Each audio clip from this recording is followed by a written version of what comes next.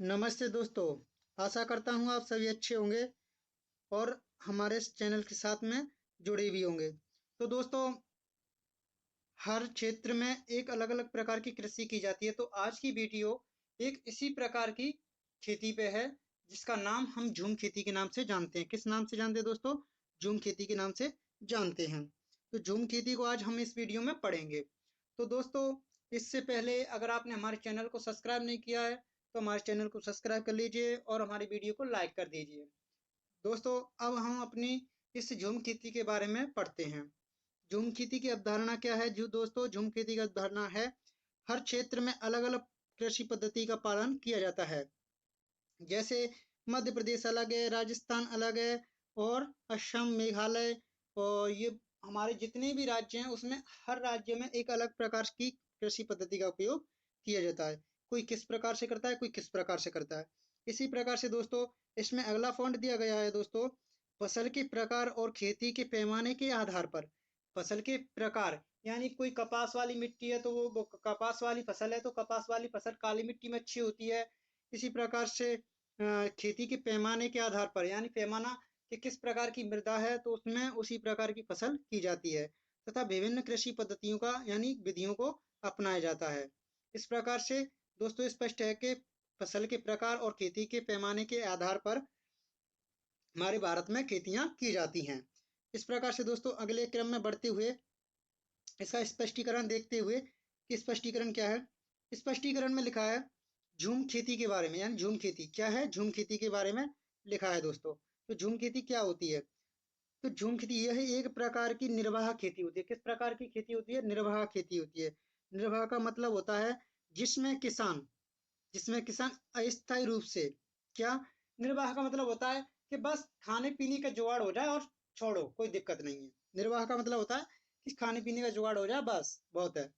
अस्थायी रूप से भूमि के एक भूखंड पर खेती करता है। क्या करता है? अस्थायी रूप से एक भूखंड पर खेती करता है। और जब वो खेती क्या करता है? भूखंड पर खेती करता है। और जब वह मृदा क्षरण के कारण भूमि क्या हो जाती है? बंजर हो जाती है। जब वो मृदा क्षरण के कारण भूमि बंजर हो जाती है तो वह दूसरे भूखंड पर चले जाते हैं। यानी जब मृदा पर खेती करते हैं तो वो दूसरे, अगर वो बंजर ऐसा लगता है उनको बंजर होने लगी है, पैदा कम दर है, तो क्या है, दूसरे भूखंड पर चले जाते हैं। जिसमें क्या होता है, झूम खेती में ना तो जुताई की जाती है दोस्तों, उस पर कोई जुताई नहीं की जाती, सीधा सीधा बीज बो दिए जाते हैं। और जब वो फसल बड़ी होके तैयार हो जाती है तो उसको काट लिया जाता है।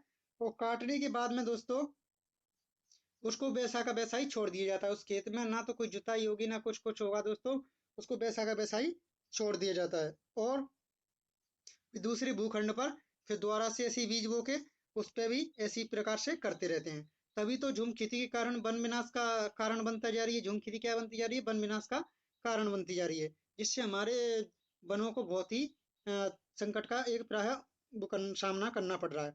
तो दोस्तों, अब इसका दूसरा भूखंड पर चले जाते हैं। अब इसका क्या है दोस्तों? यह मुख्य रूप से भारत के पूर्वी क्षेत्र में की जाती है। कहाँ पर की जाती है दोस्तों? मुख्य रूप से भारत के पूर्वी क्षेत्र में की जाती है दोस्तों। मुख्य रूप से भारत के पूर्वी क्षेत्र में की जाती है। पूर्वी क्षेत्र, देखो भारत का नक्शा होता है अपना, थोड़ा सा ऐसे सही तो नहीं बनेगा या दोस्तों, ऐसे इस प्रकार से होता है और इस प्रकार से इस प्रकार से इस प्रकार से होता है भारत का नक्शा। तो इस क्षेत्र में जो जम्मू कश्मीर है और यहाँ से इस क्षेत्र में जो असम है, मेघालय, इस क्षेत्र में हमारी ये खेती की जाती है दोस्तों।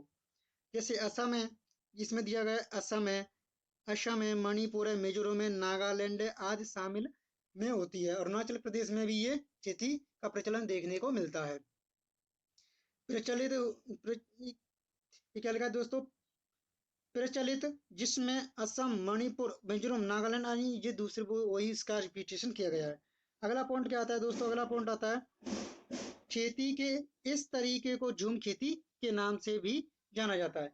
जो इस प्रकार से जो बिना जुताई के बीज बो दिया जाता है और खड़ी फसल को काट लिया जाता है और उसके बाद में खेती को वैसा का वैसा ही छोड़ दिया जाता है, तो इसको किस नाम से जानते हैं? झूम खेती के नाम से जानते हैं। तथा दूसरी इसका नाम क्या है? दूसरा इसका नाम है इसे कर्तन दहन। कर्तन दहन यानी काटने के बाद में इसको जला दिया जाता है, तो इसको क्या कहते हैं? कि कर्तन दहन। दहन माने क्या होता है? जलाना।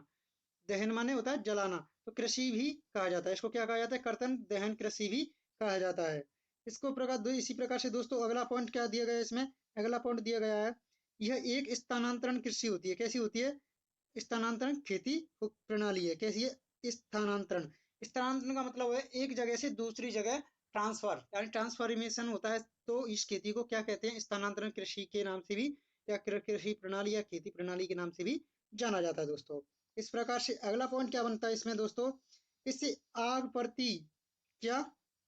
इसे आग प्रति खेती के नाम से भी जाना जाता है। आग प्रति खेती मतलब जैसे हमने अभी हाल बताया था, दहन दहन उसको जला दिया जाता है, तो आग प्रति खेती के नाम से भी जाना जाता है दोस्तों। वन भूमि को साफ किया जाता है। क्या इसमें? जब वन वन लगे रहते हैं तो उनको पेड़ों को काट दिया जाता है और राख को मिट्टी में मिलाया जाता है। जो जलाते हैं ना पेड़ों को, उनको राखों को क्या करते हैं? मिट्टी में मिला देते हैं। उनका कहना, इसका इन जातियों का कहना माना जाता है कि जो जंगल में रहती है उन जातियों का माना जाता है कि राख में मिट्टी मतलब फसल अच्छी होती है। जुताई हुई जगह क्षेत्र सामान्य छोटे होते हैं। कैसे होते हैं? जुता हुई जगह क्षेत्र सामान्यतः छोटे होते हैं, यानी यहाँ पर बहुत ही कम लोग ऐसे होते हैं जो जुताई करते हैं। अन्यथा जुताई के कैसे होते हैं? क्षेत्र छोटे होते हैं, बहुत कम। बहुत कम क्या करते हैं? जुताई करते हैं। लंबी अवधि के अंतराल के बाद, यानी लंबी अवधि के, यानी 1 साल 1.5 साल 2 साल के बाद में फसल व्यवसाय छोटी अवधि के लिए भी की जाती है। छोटी अवधि के लिए भी की जाती है। जैसे ज्यादा दिन हो जाते हैं तो क्या करते हैं फिर वो ऐसी फसल उगाना पसंद करते हैं जो जल्दी कट जाए। कैसी? जल्दी कट जाए। जैसे 2-3 महीने में नकदी फसल है, ऐसी प्रकार की फसलों को जल्दी काट लिया जाता है। ठीक है दोस्तों। अब इस प्रकार का क्या है? दूसरा पॉइंट क्या है? फसल चक्र किस स्थान पर खेत खेत का चक्रण किया जाता है? फसल चक्र के स्थान पर क्या किया जाता है? खेत का चक्रण किया जाता है। यानी यहाँ हम क्या करते हैं कि अगर हमारी बंजर भूमि हो जाती है तो उस भूमि में अलग अलग प्रकार की कृषि करके उसको फसल चक्र अपनाकर उसे अच्छी तरीके से हम उर्वरक बनाते हैं। लेकिन इसमें क्या होता है दोस्तों? इसमें खेत का ही स्थानांतरण किया जाता है, ना कि फसल का। ठीक है दोस्तों। होशियार ज्यादा है भाई साहब।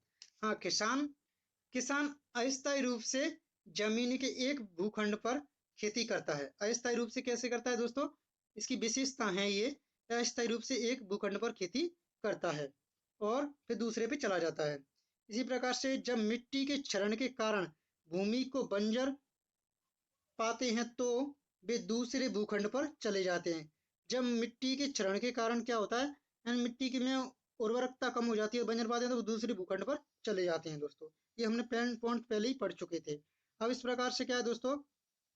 इस प्रकार पूर्व क्षेत्र में झूम खेती करने की प्रथा है। क्या है? पूर्वी क्षेत्र में, उत्तर पूर्वी क्षेत्र में झूम खेती करने की प्रथा होती है।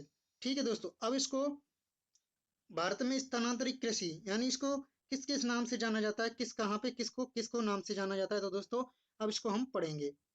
तो दोस्तों अगर वीडियो अच्छी लगी और लग रही हो तो मेरे दोस्तों, अब इसमें क्या है, एक अलग है। भारत में स्थानांतरित कृषि, यानी स्थानांतरित कृषि को किस किस नाम से जाना जाता है? तो दोस्तों हम पढ़ते हैं झूम खेती। क्या है? झूम खेती। तो झूम खेती कहाँ पे जाना जाता है? उत्तर पूर्वी भारत में क्या है, इसको झूम खेती के नाम से जाना जाता है। क्या किस नाम से जाना जाता है दोस्तों? उत्तर पूर्व में इसको भारत में झूम खेती के नाम से जाना जाता है। किस नाम से जाना जाता है दोस्तों? उत्तर पूर्व भारत में झूम खेती के नाम से जाना जाता है। ठीक है दोस्तों। अब इसमें क्या है, वेवर और दहियार। बेवर और दहियार कहाँ कहाँ जानी जाती है इसको?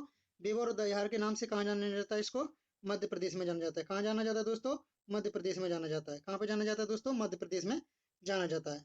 इस प्रकार से दोस्तों दीपा, यानी इसको दीपा के नाम से भी मध्य प्रदेश में जाना जाता है। इस खेती को किस नाम से जाना जाता है? दीपा के नाम से भी मध्य प्रदेश में जाना जाता है। ठीक है दोस्तों। अगला है जारा और एक्रा। जारा और एरका। जारा और एरका के नाम से भी इसको कहाँ जाना जाता है? दक्षिणी राज्य में जाना जाता है। जैसे केरल है, तमिलनाडु, इन राज्यों में इसको किस नाम से जाना जाता है दोस्तों? इसको दोस्तों किस नाम से जाना जाता है दोस्तों? जारा और जारा और एरका के नाम से जाना जाता है दोस्तों। ठीक है दोस्तों। इस प्रकार से इसको जारा और एरका के नाम से कहाँ जाना जाता है? दक्षिणी राज्यों में जाना जाता है। ठीक है दोस्तों।